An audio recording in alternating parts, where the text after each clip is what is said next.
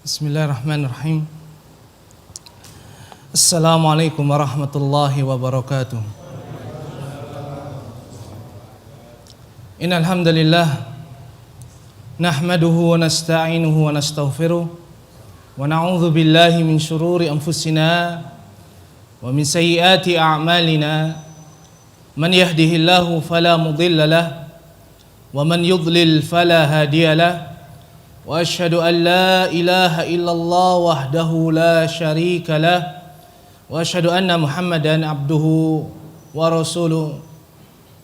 Salawatullahi wa salamuhu ala abdihi wa rasulihi Muhammad ibn Abdillah wa ala alihi wa ashabihi wa man ittaba'ahum bi ihsanin ila yaumiddin. Amma ba'd. Fa ya ma'asyiral muslimin rahimani wa rahimakumullah. Alhamdulillah, dengan rahmat Allah tabaraka wa ta'ala dan karena taufiknya kita bisa melaksanakan perintah Allah azza wa jal, yang perintah tersebut menjadi tujuan utama Allah menciptakan kita, yaitu beribadah kepada Allah tabaraka wa ta'ala. Maka nikmat kita dapat beribadah kepada Allah haruslah kita syukuri. Nikmat beribadah kepada Allah haruslah kita jaga, karena kebahagiaan kita yang paling berbahagia, kebahagiaan kita yang paling hakiki adalah kita bisa beribadah kepada Allah. Kebahagiaan kita sangatlah banyak. Ada yang bahagia diberikan istri, ada yang lebih dari satu, bahagia. Tapi ingat, di balik bahagia bersama istri 1, 2, 3, 4 pasti ada penderitaan. Iya apa tidak? Belum tahu ya, dicoba nanti Pak. Ada kebahagiaan diberikan karunia oleh Allah Subhanahu wa taala putra-putri, anak laki-laki ataupun anak perempuan. Bahagia. Namun di balik kebahagiaan itu ada penderitaan. Dia harus bersusah payah mengandung seorang ibu, putranya 9 bulan lebih. Belum melahirkannya, belum menyusuinya. Namun kebahagiaan itu berbalut dengan penderitaan. Ada yang bahagia dengan memiliki mobil, bisa kemana-mana.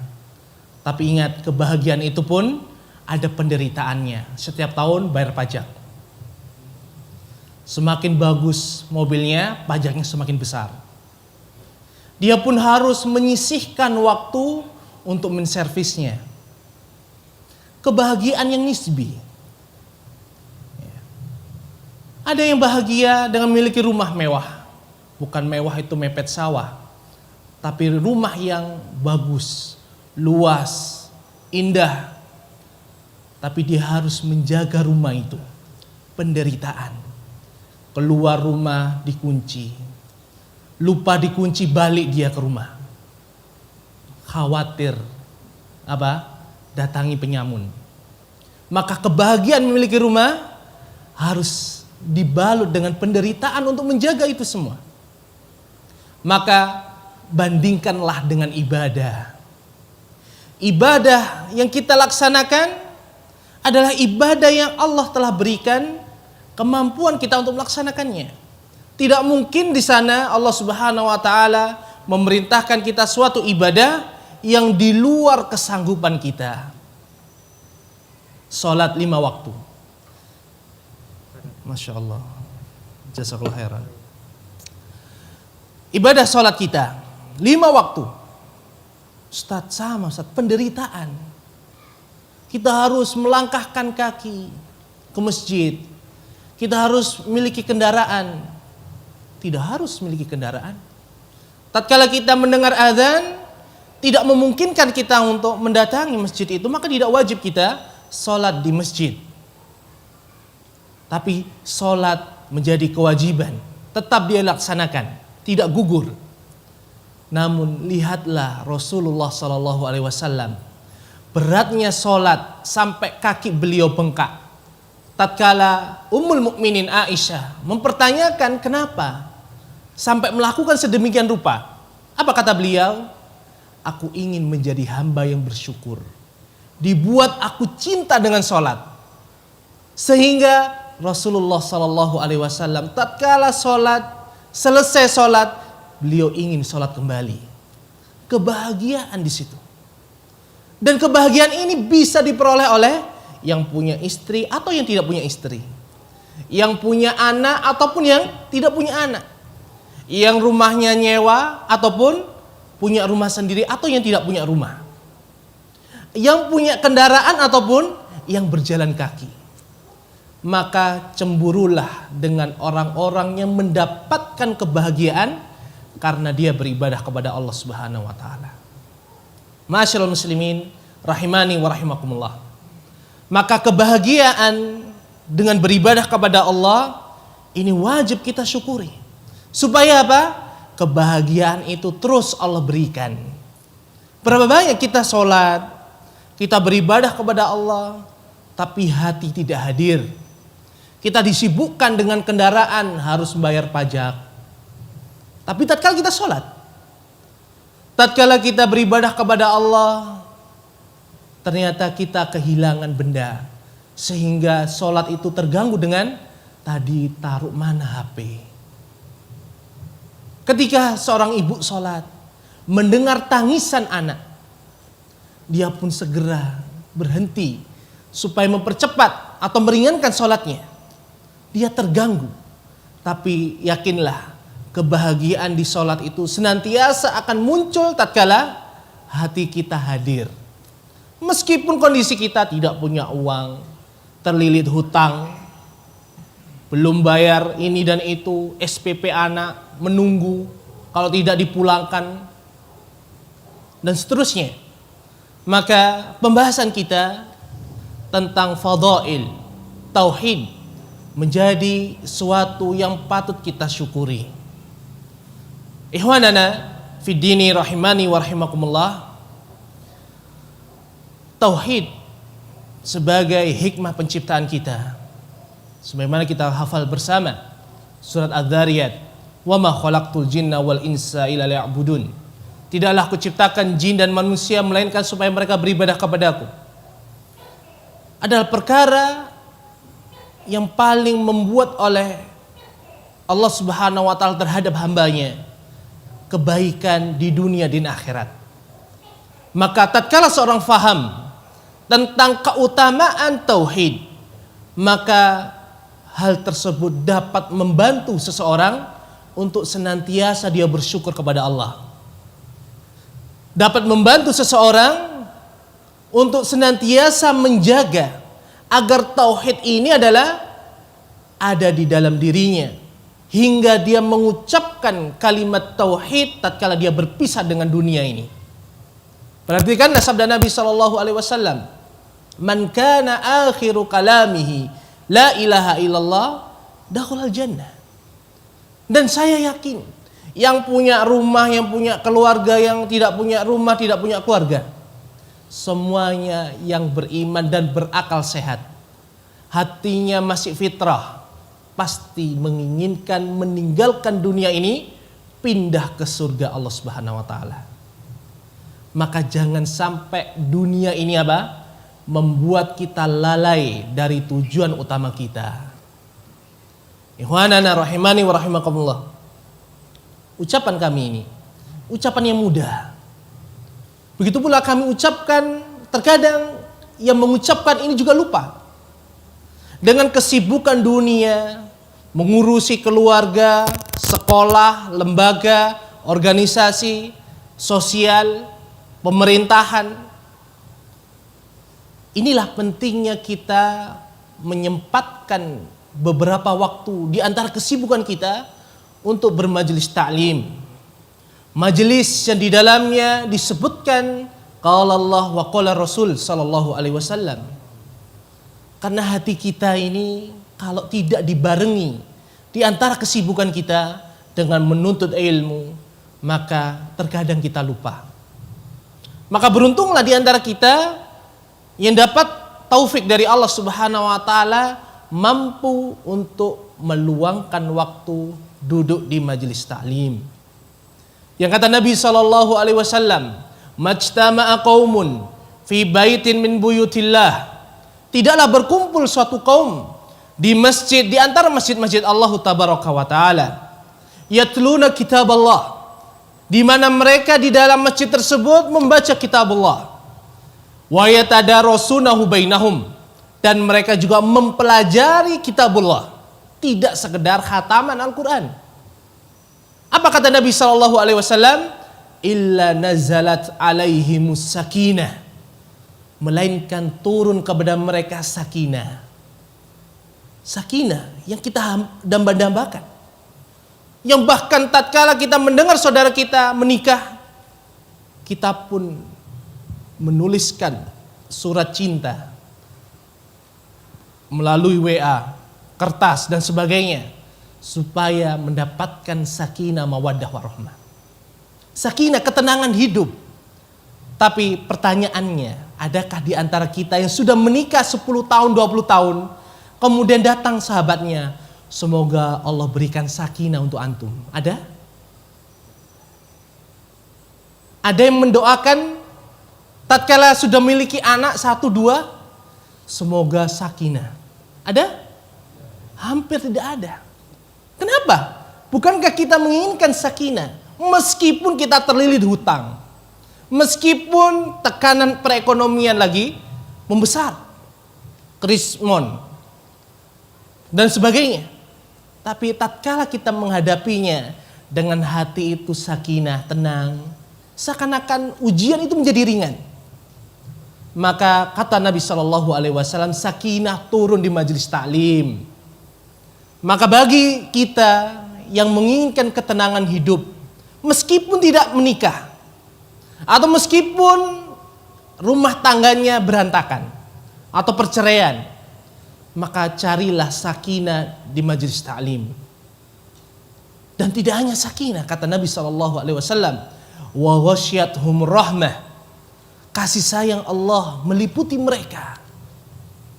Kasih sayang Allah itu, Rabbana wasi'ta kulla syai'in rahmatan wa ilma, kata para malaikat di dalam Al-Quran. Allah Subhanahu wa ta'ala mengabadikan ucapan pujian para malaikat. Wahai Rabb kami, sungguh luas rahmat dan ilmu meliputi segala sesuatu. Maka jangan dibatasi rahmat Allah Subhanahu wa ta'ala itu hanya pada rizki berupa uang. Kesehatan itu termasuk rahmat Allah Subhanahu wa ta'ala. Teman yang solih, tetangga yang baik tidak mengganggu kita, istri yang menyenangkan pandangan dan hati kita, yang tidak cantik pun ataupun yang cantik.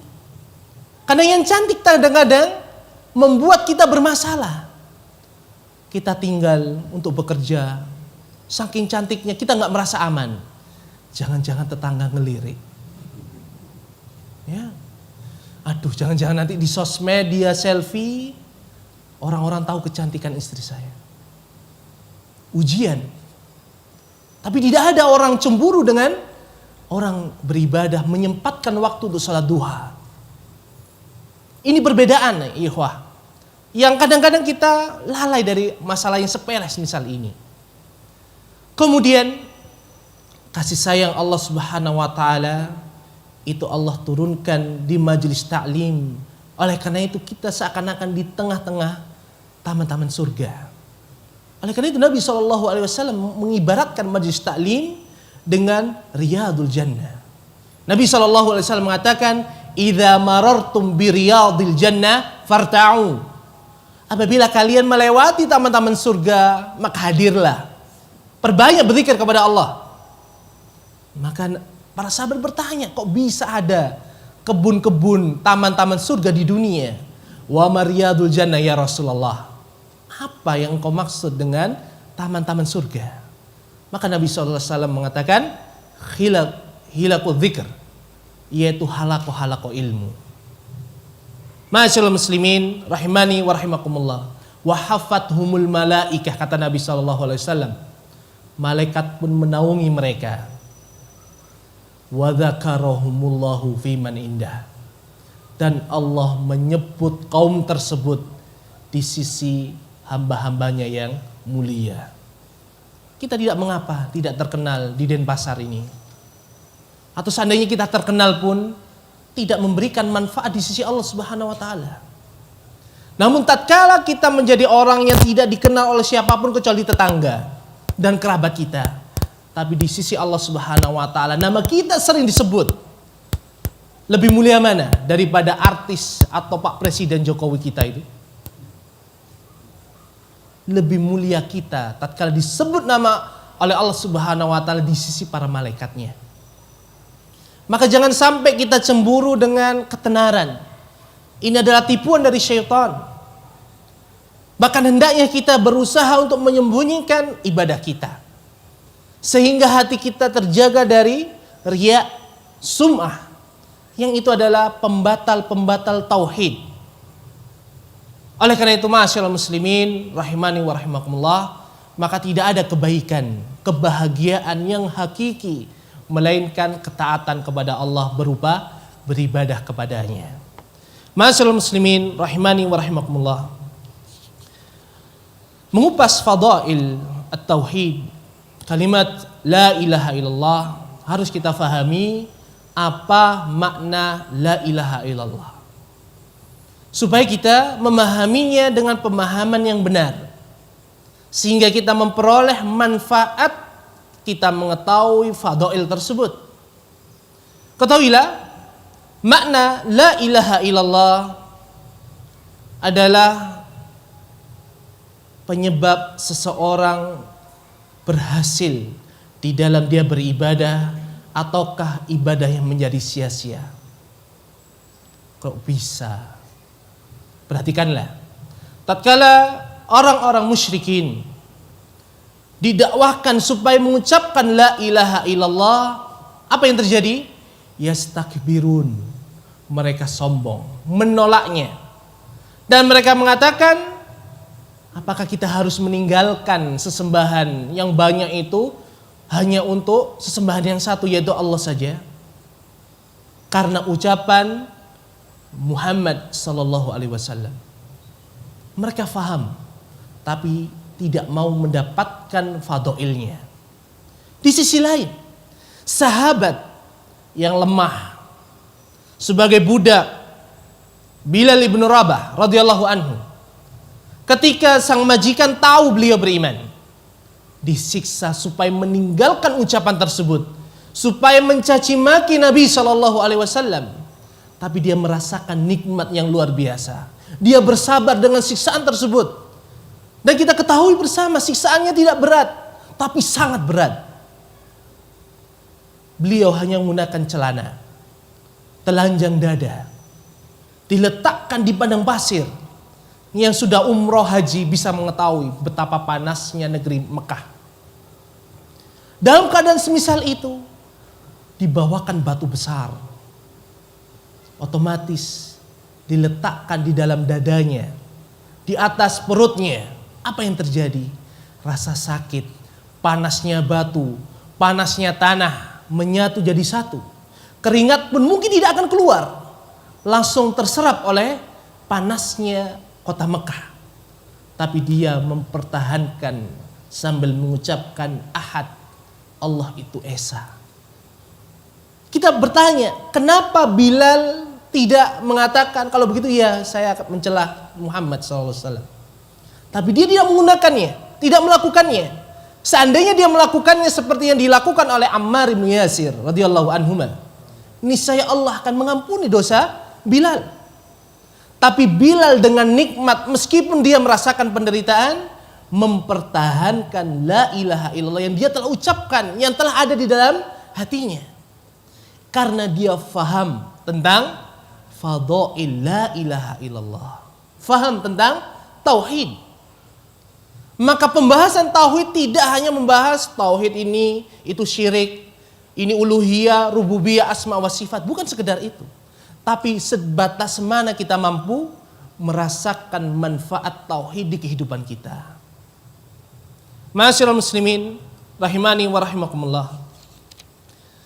Maka makna kalimat tauhid sebagaimana di dalam kalimat itu tersebut terkandung makna yang hakiki, yaitu la ilaha, tidak ada sesembahan yang hak, yang benar, yang berhak untuk diibadahi illallah, kecuali Allah.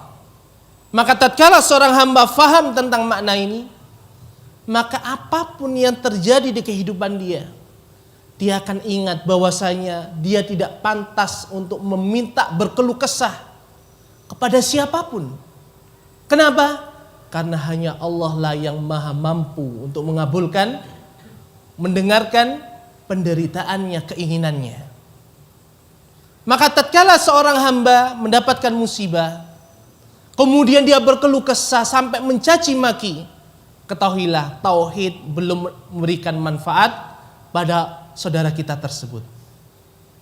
Tatkala seorang wanita diuji oleh Allah Subhanahu wa taala, laki-lakinya menikah lagi, dia dalam perasaan cemburunya. Kenapa semisal itu? Tatkala dia bertauhid, dia yakin Allah tidak akan sia-siakan ketauhidannya meskipun rasa cemburu ada pada dirinya.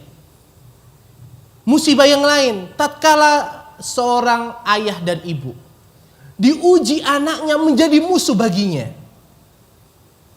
dia akan mengatakan inna lillahi wa inna ilaihi rajiun.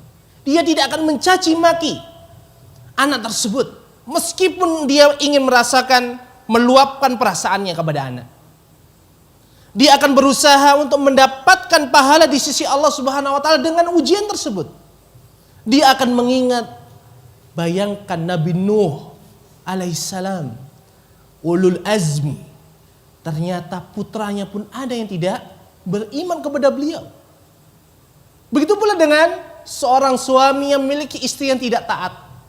Dia akan mengingat betapa Nabi Nuh alaihissalam diuji oleh Allah dengan istri yang sekian tahun mendampingi beliau, tidak dapat mengambil manfaat dari dakwanya Nabi Nuh 950 tahun. Ini tauhid, bukan sekedar bab la ilaha illallah saja, tapi dia bisa merasakan manfaatnya, sehingga tauhid memberikan manfaat kepada kehidupan seseorang. Tidak sekedar kita hafal syarat la ilaha illallah, ada berapa? Ada 2. Nah ini biar enggak yang bicara saya saja. Hadiah nih, ada pertanyaan. Saya yakin di sini nih ahli tauhid semua, enggak ada yang ahli syirik. Sebutkan syarat la ilaha illallah, sehingga tatkala dia menunaikan syarat itu, dia berhak mendapatkan janji Allah Subhanahu wa taala dan fadail kalimat tersebut. Silakan. Atau saya tunjuk? Boleh? Ya, Bapak silakan, Pak. Islam dan balai. Saya simpan dulu jawabannya. Ada yang lain? Sebutkan syarat la ilaha illallah. Tawaduk semua ini ya. Insyaallah. Hadiahnya.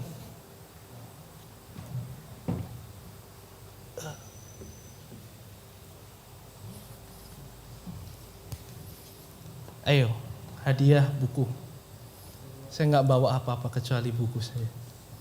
Silakan sebutkan syarat la ilaha illallah, sehingga tatkala seseorang, siapapun di antara kita, melaksanakan ketentuan dan syarat tersebut, Allah akan berikan manfaat dari ucapannya la ilaha illallah.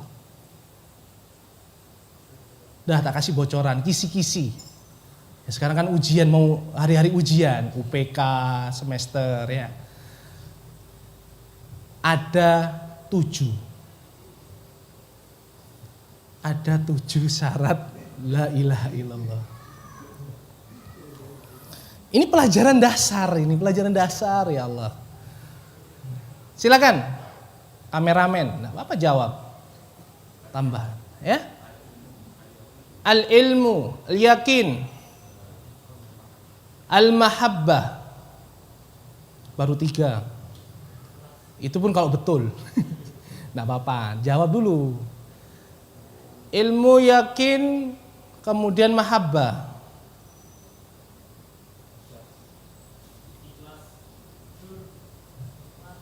Ya coba yang jawab ikhlas tadi pertama kali. Siapa? Ya Pak, ulangi. Ilmu, ikhlas, membenarkan, mencintai, mempelajari. Nah, ya, enggak tahu, usaha, namanya usaha. Terus baru 5 nih. Meyakini,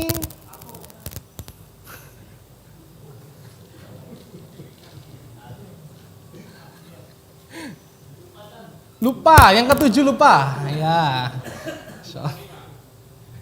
Siapa lagi? Bapak coba silakan. Ikhlas menerima. Ikhlas menerima ini 1 atau 2? Oh beda, berarti ikhlas menerima. Kemudian apa? Taat.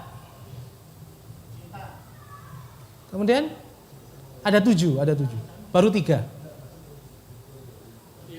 Ilmu.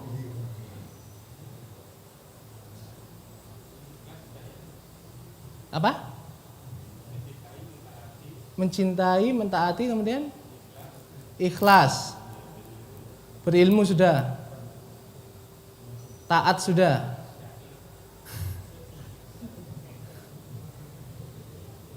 Berat ya Pak ya? Apa? Membenarkan. Ya udah Haris, kurang 1.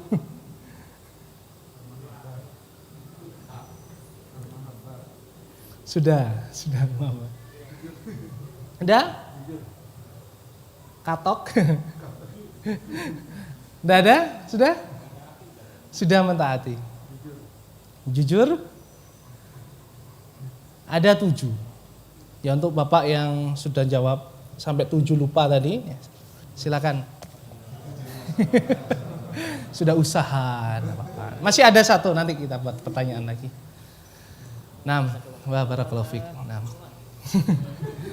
7 syarat la ilaha illallah. Barang siapa yang menunaikan 7 syarat tersebut, Allah akan berikan manfaat dari ucapannya la ilaha illallah. Pertama adalah ilmu, yakin, ikhlas, membenarkan, kemudian mahabbah, cinta, kemudian tunduk patuh, dan yang ke-7 menerima konsekuensi.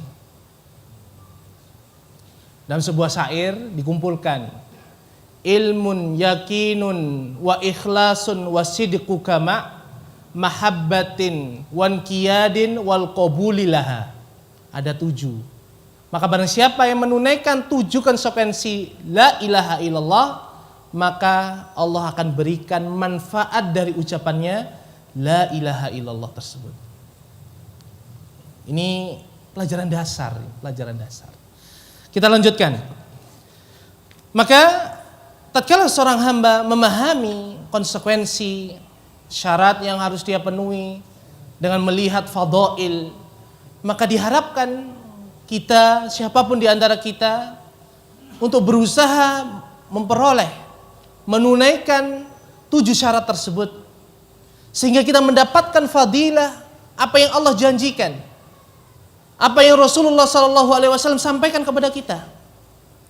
Di antaranya, kita baca dari kitab ini yang kami tulis, ada banyak sekali fadilah tentang kalimat tauhid la ilaha illallah.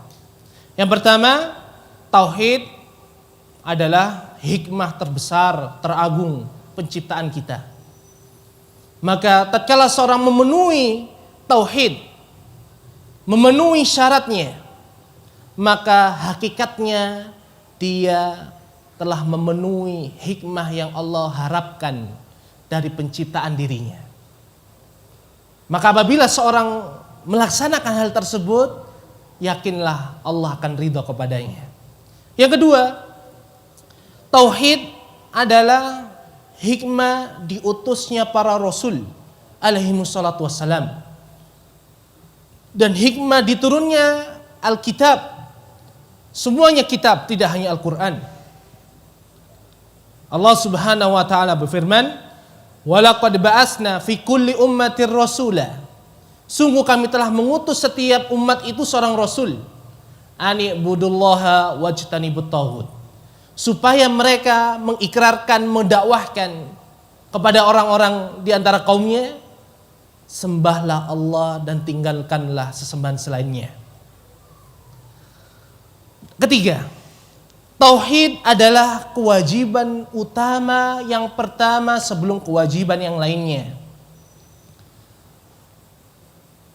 Maka tatkala seorang hamba melaksanakan tauhid, melaksanakan konsekuensi dan kewajiban berupa syarat-syaratnya, maka hakikatnya dia telah melakukan amalan yang paling utama, kewajiban yang paling pertama diwajibkan oleh Allah Subhanahu wa taala. Allah Azza wa Jalla mengatakan, fa'lam annahu la ilaha illallah wastaghfir li dzambik. Allah mengatakan kepada Nabi sallallahu alaihi wasallam, ketahuilah Muhammad sallallahu alaihi wasallam, tidak ada sesembahan yang benar kecuali Allah, dan mohonlah ampun untuk dosa-dosamu. Allah memerintahkan Nabi sallallahu alaihi wasallam untuk mempelajari la ilaha illallah. Kalaulah Nabi sallallahu alaihi wasallam sebagai utusan Allah diperintahkan untuk mempelajarinya, maka kita lebih wajib untuk mempelajarinya. Kemudian kalimat tauhid adalah cabang keimanan yang paling tinggi. Kalau kita tidak mampu bersedekah, kita cemburu dengan saudara kita yang berhasil membangun masjid, menyumbang untuk sekolah, untuk yayasan panti asuhan, kemudian para janda, fakir miskin, anak yatim, kita masih bisa berlomba-lomba dengan mereka. Perhatikanlah sabda Nabi sallallahu alaihi wasallam, al-imanu bid'un wa sab'una syu'batan. Iman itu memiliki sekian, 70 sekian cabang. Afdaluha qaulu la ilaha illallah. Yang paling utama cabang dari cabang keimanan yang 70 lebih itu adalah ucapan la ilaha illallah. Bukan berarti kita memperbanyak ucapan la ilaha illallah, la ilaha illallah. Bukan itu. Seandainya ucapan ini benar, perbuatan ini benar, para sahabat pun pasti melakukannya. Lau kana khairan lasabaquna ilaihi. Seandainya ucapan, perbuatan, zikir ini baik, niscaya mereka para sahabat telah mendahului kita untuk melakukannya dulu. Tapi mereka yang faham, yang melihat ayat ini turun, surat ini turun, melihat bagaimana Rasulullah SAW berdakwah, mempraktekkan apa yang Allah inginkan dari syariat Islam, ternyata mereka tidak melakukannya. Maka jangan sampai kita merasa lebih faham daripada para sahabat radhiyallahu ta'ala anhum ajma'in. Kemudian yang kelima, tauhid adalah Islam yang paling utama. Dan yang paling penting dari perkara itu adalah tauhid. Abdullah bin Umar radhiyallahu ta'ala anhu meriwayatkan, bunyal Islamu ala khams. Islam itu dibangun di atas 5 pondasi, 5 tiang. Syahadatu an la ilaha illallah wa anna Muhammadan Rasulullah sallallahu alaihi wasallam. 5 yang kita telah hafal, bahkan kita ajarkan kepada anak-anak kita, dimulai dari TPQ, KB, PAUD, TK sampai SMA. Kita ajarkan sama, tidak lebih dari 5. Tapi kita jarang memperhatikan apa yang diucapkan oleh para ulama. Barang siapa yang melaksanakan wa iqamis shalah, wa ita'iz zakah, wa shaumi ramadan, wa hajjil bait, tidak melaksanakan yang pertama, mereka sepakat tidak diterima oleh Allah Subhanahu wa taala. Siapapun yang melaksanakan sholat 5 waktu, bahkan semua sunnah sholat itu dilaksanakan, dia berpuasa Ramadan dan puasa Daud, dia mengeluarkan zakat, haji, tapi dia meninggalkan yang pertama, ulama sepakat tidak diterima oleh Allah Subhanahu wa taala. Ini menunjukkan apa? Perkara la ilaha illallah menjadi pondasinya paling pondasi, yang paling dasar, asas yang paling bawah. Tapi ingat, tatkala dibangun di atasnya bangunan yang dinamakan Islam, pondasi itu kelihatan atau tidak? Saya mau tanya, masjid ini pondasinya kalau dari luar kelihatan atau tidak? Tidak ya. Yang kelihatan temboknya, tiangnya, gentengnya. Bahkan ketika kita masuk di ruangan ini, Masya Allah begitu indah. Tapi orang banyak melupakan asasnya. Kenapa? Tidak terlihat. Oleh karena itu keimanan kita hakikatnya yang paling penting itu di dalam. Di luar orang bisa mengatakan, oh dia ahli tauhid. Tapi tidak ada yang tahu dalamnya. Apakah dia ini orang munafik ataukah orang yang beriman, benar-benar iman. Ini yang membedakan kita, orang munafik dengan orang yang beriman. Oleh karena itu, para ulama menjelaskan bahwasanya perkara tauhid meskipun dasar dan dia tidak terlihat, menjadi fungsi yang paling utama untuk menyokong bangunan agama Islam. Maka tatkala seorang jatuh di dalam pembatal tauhid, maka sebagus apapun bangunan tersebut akan runtuh di hadapan Allah Subhanahu wa taala. Bahkan Allah mengatakan wa ja'alnahu haba'an mansura. Kami jadikan seperti debu yang diterbangkan oleh angin. Tidak ada orang yang berebut dengan debu. Oleh karena itu, ma'asyiral muslimin rahimani wa rahimakumullah, jangan bosan belajar dari tauhid. Meskipun kita mempelajari muamalah, kita mempelajari ilmu pernikahan, poligami, perceraian, buyuk, jinayat, fikih sholat dan seterusnya. Tapi jangan sekali-kali kita meninggalkan tauhid karena tidak berfungsi apa yang kita pelajari tanpa at-tauhid. Kemudian ma'asyiral muslimin rahimani wa rahimakumullah, tauhid adalah syarat diterimanya amal ibadah. Kita menginginkan ibadah yang kita laksanakan dengan susah payah menghadirkan kekhusyuan, diganggu oleh syaitan, jin ataupun manusia. Kita harapkan di hadapan Allah diterima doa kita, diterima ibadah kita. Bahkan kita sering mendoakan diri kita dan teman-teman kita, taqabbalallahu minna wa minkum. Tapi jangan sekedar itu doa tanpa memperhatikan tauhid kita. Perhatikanlah, Allah Subhanahu wa taala mengatakan, "Qul innama ana basyarum mislukum." Katakanlah wahai Muhammad bahwasanya aku ini hanyalah manusia biasa seperti kalian. Yuha ilayya annama ilahukum ilahu wahid. Bahwasanya sesembahan kalian itu adalah sesembahan yang satu, yaitu Allah. Faman kana yarju liqa'a rabbih, maka barang siapa yang berharap berjumpa dengan Allah dalam keadaan diridhoi, falyamal amalan salihah wala yusyrik bi ibadati rabbih ahada. Maka jangan sekali-kali dia meninggalkan ucapan Allah Subhanahu wa taala ini. Hendaknya dia beramal soleh. Amal soleh itu adalah amalan yang sesuai dengan sunnah Nabi Shallallahu Alaihi Wasallam.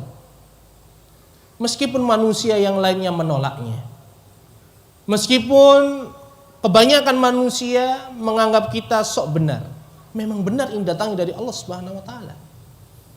Dan hendaknya dia tidak menyekutukan Allah di dalam dia beribadah dengan seorang pun. Ini tentang keutamaan tauhid yang ke-6. Kemudian yang ke-7, tauhid adalah sebab kita mendapatkan keamanan. Kita sedang tidak aman ini. Tidak aman dari apa? Dari COVID-19. Ya. Semuanya takut.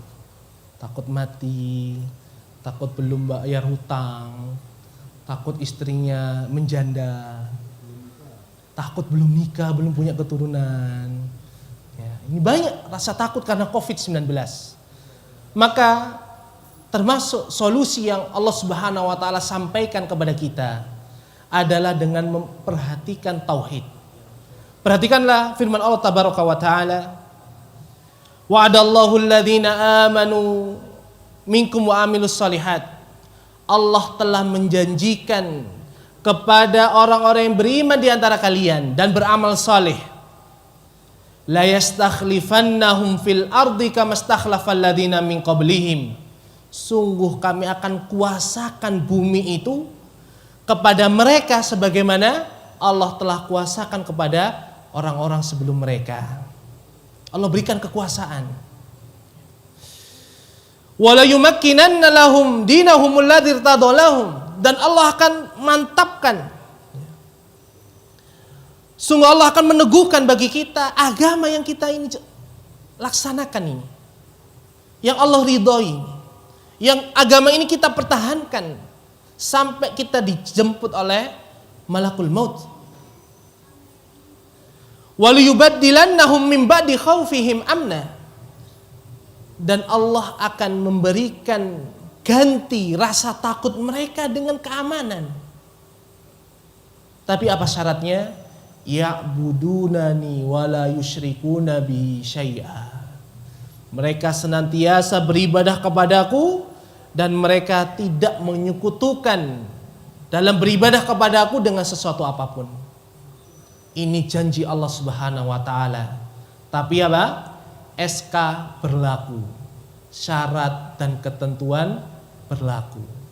Maka salah satu solusi supaya kita tetap mendapatkan kebahagiaan, tetap mendapatkan keteguhan di dalam beragama, tetap mendapatkan rasa aman, ketentraman, kata gila beribadah dan kita hidup di dunia ini adalah senantiasa kita beribadah kepada Allah dan meninggalkan kesyirikan sebagai lawan dari tauhid.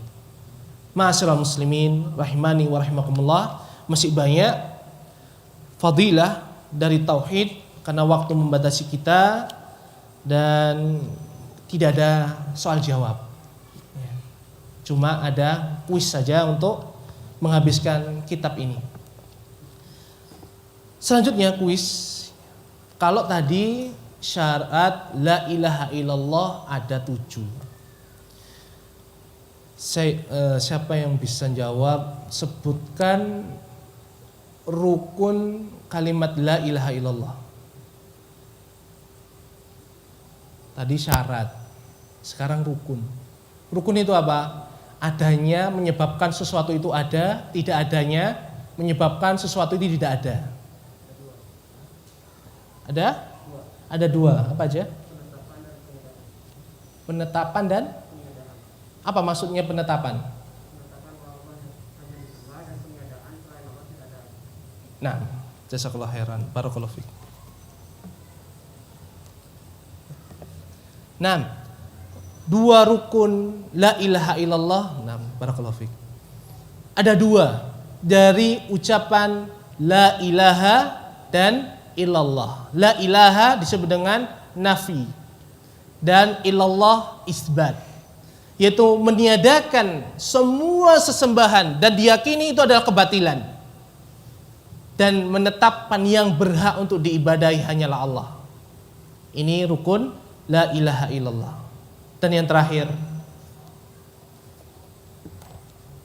nih, kami menyebutkan ada 8 fadail la ilaha illallah tauhid. Siapa yang bisa menyebutkan 5 saja? Saya minta 5 dari 8. Boleh nyontek catatannya atau mengeluarkan kemampuannya Imam Bukhari, hafalannya tadi. Silakan. Iya, enggak apa-apa nyontek. Berarti sudah apa? Mengamalkan hadis Nabi sallallahu alaihi wasallam, qayyidul ilma bil kitab. Ikatlah ilmu dengan tulisan. Silakan. Bapak, monggo.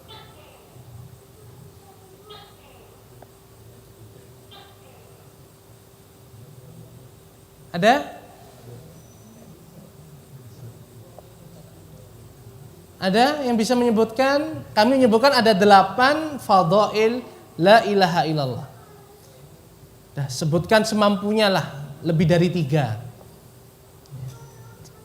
Lebih dari 3. Ada?